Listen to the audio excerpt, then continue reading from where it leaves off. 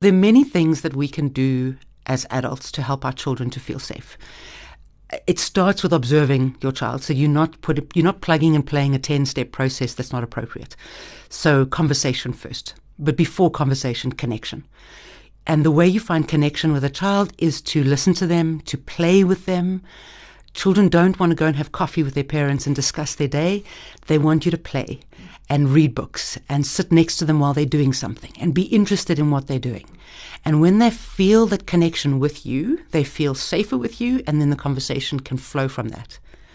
The second thing, before we even talk about what to talk about, is to make sure that whatever they tell you, you have a regulated, calm reaction to that. Some children would love it if you flew off the handle and said, I'm going to go speak to your teacher, or I'm going to go speak to that little kid. And I laugh at that idea, because as a teacher, you see these parents storming in to come and face off against an 8-year-old, and I step in the way and go, wait, back down, buddy. You're a 40-year-old man and you're going to face off against an 8-year-old. There's another way to do this. So we don't want to go down that road. That's destructive. We can't stop every other child from hurting our child. We can get our child to be stronger. And there's other components. We obviously, if something's going on that is destructive, we engage the school, we engage parents, we solve problems around that level. But ultimately, we want our child to be more resilient. And not resilient to the level where they can take anything. That's not the point. The point is that they feel safe in as many environments as possible, as often as possible. And safety doesn't come necessarily from being safe. It comes from the ability to create safety for yourself. So as a parent, we want to start with connection, play, build that relationship. Then it's allowing your child to talk. And in that talking, have a regulated response. I hear you.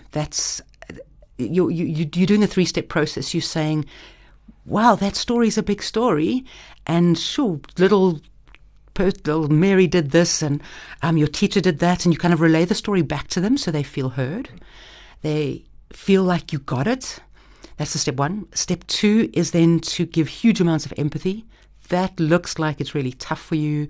I can see how you would be so angry. Validate all those feelings.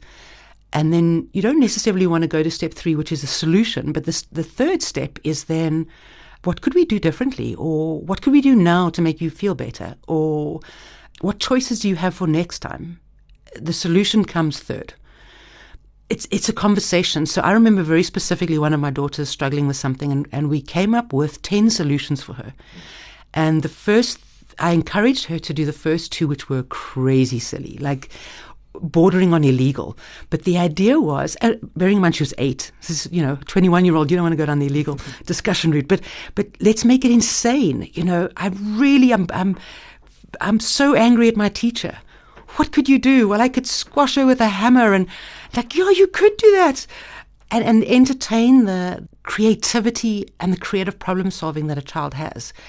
And don't drive them further down the road, but to say, okay, that would be big. Could we do that? Should we do that? And then your daughter, your son walks themselves back from that and goes, no, we can't do that. We shouldn't do that. Okay, but what you've done is you've allowed an outlet, as opposed to, no, we don't do those things around here. And there's no outlet for thinking. And we have freedom of thought. We can think anything we want.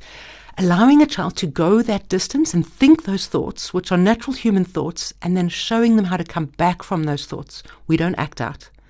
And I think that also creates space for when children want to hit other children because they've been hurt. And that's a more realistic response. Kids do this.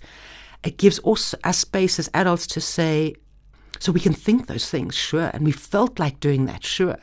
And remember when we said we were going to squish our teacher with a big crane and we're going to, bring in the Hulk or whatever we're going to do, and how that wasn't possible, that we shouldn't do that when we want to hit our friends either. So it gives you this open conversation. So there's this idea of generalization that we talk about with children, where we teach them in one context and we want them to generalize that skill into other contexts. So this is the same thing.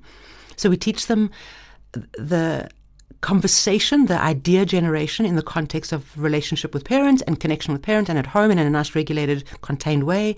And then we teach them those regulation skills there that they can be generalized. So the next time I'm in a big discussion, and it goes into adulthood, I'm in a huge big fight with somebody, I'm 30 years old, been through, been parented, I'm now 30, and do I have it in me to walk those ideations back? And that starts when you're young. So now this parents found connection. You've played with your kid. We started the conversation. You're letting your child speak out what's happened, and you are reflecting that back to them so they feel heard. Not changing it. You don't want to change words. If they use, I was scared, you use the word scared. So they really feel heard. Then huge amounts of empathy for their emotion, allowing their emotion to exist, and then move into problem-solving mode. And I was talking about the conversation I had with my daughter where we came up with 10 solutions. At the end of it, we talked about maybe 3 of them were reasonable solutions and possible solutions. So I said, well, you choose one of them and you go and do that one. And then tomorrow when I pick you up from school, we'll chat about how it went. And as it worked out, she went and did the one she had selected. I can't remember if she pre-selected or she selected in the moment. She did it. And I picked her up and she said, Mom, that didn't work. And my response in that moment was, oh, that's interesting. Tell me more about how it went. How did you feel? So we go through the same process again. Connection, listen to the story, validate the feeling. So what were the other options you had? Do you remember them? And she said, yes, I remember the other 2 options. And then she said, but one of them's really not going to work because it's similar to the one I just tried. I'm going to try the other one. And then she tried the other one and it worked. So it wasn't my choice, my decision. It was a discussion with her that got her 2 possible solutions, and she whittled it down. And I was really working on my self-regulation as a parent at that stage. It was a big deal for me. So I was being deliberately regulated, as opposed to if I'm, when we're all stressed, our regulation kind of goes out the window. So it was a beautiful period for me to develop my parenting skills, for her to develop her being skills, her growth skills, and in the context of something that was happening in real life in school. So that was an incident she needed to handle, but it's exactly the same process of listening to your child when they say they don't want to go to school and finding out the context of that and then saying, well, what can we do differently? And you as an adult can bring many solutions. You can get up to 10, 20 solutions because they don't have them yet, and build those resources. What ultimately we're doing is building a basket, a toolbox, a basket of resources that children have forever. And if all of us if we could go back to when we were 5, 6, 7, 8, 9, 10 years old, we possibly could still recognize things we do now that we learned back then, because they become tools that we have, including the negative ones.